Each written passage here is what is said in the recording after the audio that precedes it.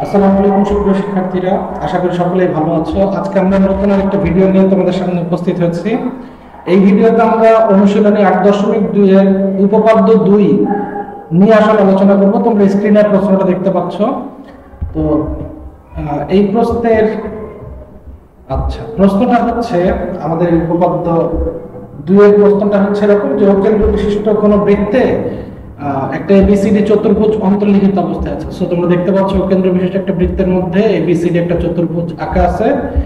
যে চতুর্ভুজের এডিবি আর বিডিসি এই দুইটা কোণের যোগফল হচ্ছে এক সমকোণ। আমাদেরকে প্রমাণ করতে হবে এওসি একই সরলরেখায় অবস্থিত।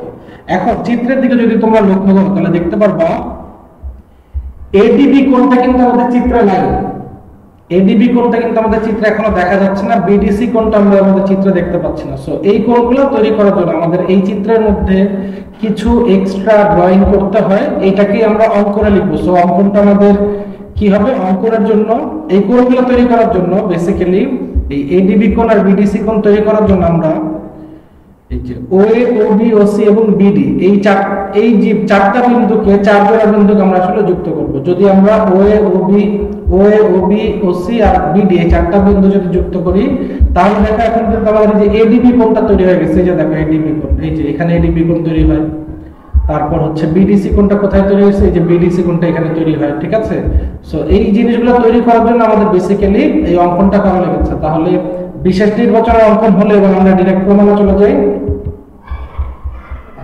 প্রমাণ শুরুতেই আমরা হচ্ছে এবি চাপ নিয়ে কাজ করব। এবি চাপের উপর দণ্ডায়মান বৃত্তস্থ কোণ হচ্ছে এডিবি আর কেন্দ্রস্থ কোণ হচ্ছে ওবি। দেখো আমরা এখানে লিখে রেখেছি যে একই চাপ এবির উপর দণ্ডায়মান কেন্দ্রস্থ কোণ হচ্ছে যে নীল কালার কোণটা এওবি। এই নীল কালার কোণটার নাম হচ্ছে এওবি। এই কোণটা হচ্ছে এবি চাপের উপর অবস্থিত। ঠিক একই ভাবে এবি চাপের উপর আমাদের একটা বৃত্তস্থ কোণ আছে, কোণটার নাম হচ্ছে এডিবি। যেহেতু এই লাল কোণ এবং নীল কোণ অর্থাৎ কেন্দ্রস্থ কোণ এবং বৃত্তস্থ কোণ যেহেতু একই চাপ এবির উপর অবস্থিত, তাহলে এই দুইটা কোণের মধ্যে এক ধরনের সম্পর্ক থাকে। আমরা জানি একই চাপে দণ্ডায়মান কেন্দ্রস্থ কোণ বৃত্তস্থ কোণের দ্বিগুণ। সো এই সম্পর্কটা আমরা একটু লিখে ফেলি। দেখো তোমরা দেখতেই পাচ্ছ যে আমাদের কেন্দ্রস্থ কোণ ছিল এওবি, নীল কোণটা, এটা সমান সমান আমি লিখে রেখেছি 2 কোণ এডিবি।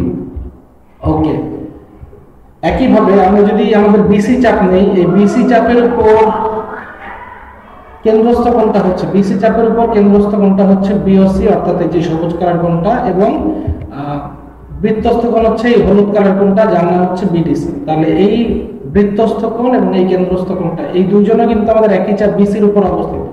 তাদের মধ্যে সম্পর্কটা হচ্ছে কেন্দ্রস্থ কোণ ইকুয়াল বৃত্তস্থ কোণের দ্বিগুণ। কেন্দ্রস্থ কোণটা হবে বৃত্তস্থ কোণের দ্বিগুণ। তাহলে আমরা সম্পর্কগুলো লিখলাম এবং এগুলোকে সমীকরণ আকারে প্রকাশ করলাম। আচ্ছা, এখন যদি আমরা 1 আর 2 নম্বর সমীকরণ যোগ দেই, আচ্ছা 1 ও 2 যদি আমরা যোগ করি তাহলে দেখতে পারবো যে আমাদের এই যে কেন্দ্রস্থ কোণ 1 নম্বর সমীকরণে কেন্দ্রস্থ কোণ ছিল এই যে কালার কোণটা অর্থাৎ এওবি, আর দ্বিতীয় সমীকরণে কেন্দ্রস্থ কোণ ছিল বিওসি।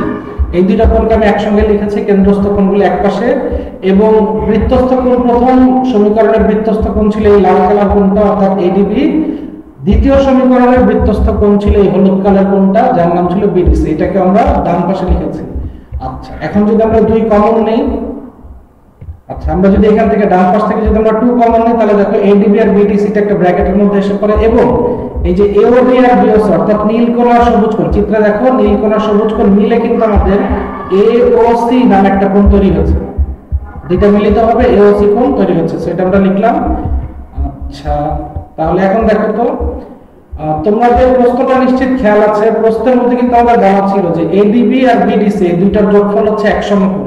সো আমি এখানে এই দুইটার মান যে এক সমকোণ প্রশ্নে ছিল সেই মানটা বসিয়ে দিয়েছি, সাইড নোট দিয়ে দিলাম যে প্রশ্ন হতে পাই বা প্রশ্নের মধ্যে। আচ্ছা, তাহলে 2 আর 1 সমকোণ গুণ করলে কত আসে, 1 সরল কোণ বা 2 সমকোণ আসে অর্থাৎ 180 ডিগ্রি আসে। তার মানে আমরা প্রমাণ করতে পারলাম যে এওসিটা হচ্ছে এক সরল কোণ। যেহেতু এওসি এক সরল কোণ, তার মানে আমরা বলতে পারবো কিন্তু আমাদের এ বিন্দু ও বিন্দু আর সি বিন্দুটা একই সরল রেখায় অবস্থিত। যেহেতু তিনটা বিন্দু পরস্পর মিলিত হয়ে এক সরল কোণ উৎপন্ন করে, সো এই তিনটা বিন্দু আমাদের একই সরল রেখা অবস্থিত, এটা কিন্তু আমাদের প্রমাণ হয়ে গেল।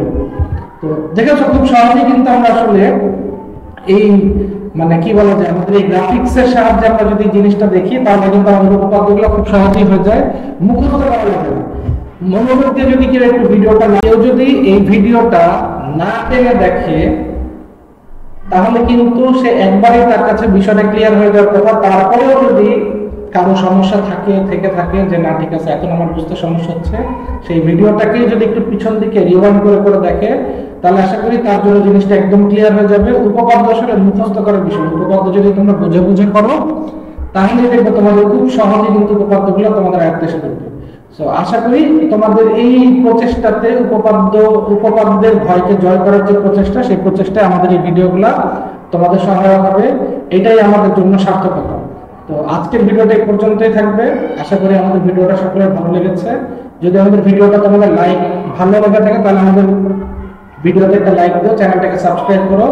ভালো যদি না লেগে থাকে তাহলে তোমরা ডিসলাইকও করতে পারো, ভালো না লাগার কারণটা তোমরা কমেন্টসে জানাতে পারো। সর্বোপরি আমাদের সাথে থাকার জন্য সকলকে অসংখ্য ধন্যবাদ। নেক্সট ভিডিওতে আবার দেখা হচ্ছে।